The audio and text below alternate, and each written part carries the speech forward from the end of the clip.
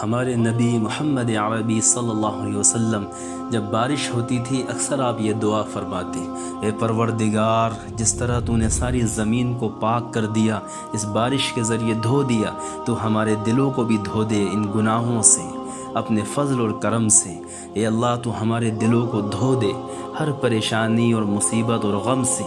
इसी तरह हदीस पाक में आता है कि आपने फरमाया कि दो घड़ियां ऐसी हैं कि जब कोई दुआ करेगा तो उसकी दुआ कभी रद्द नहीं की जाएगी, उसकी दुआ ज़रूर कबूल होगी। आपने फरमाया एक अज़ान के वक्त और दूसरा कि जब बारिश हो रही हो उस वक्त दुआ कबूल होगी।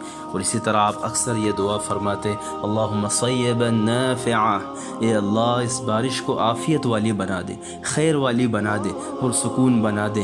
कहीं ऐसा ना हो कि ये अज़ाब बनकर नाजिल हो, इस तरह पिछली कौमें इसमें गर्क हो गईं और डूब गईं और हलाक और बर्बाद हो गईं। हमें भी ये दुआ करनी चाहिए।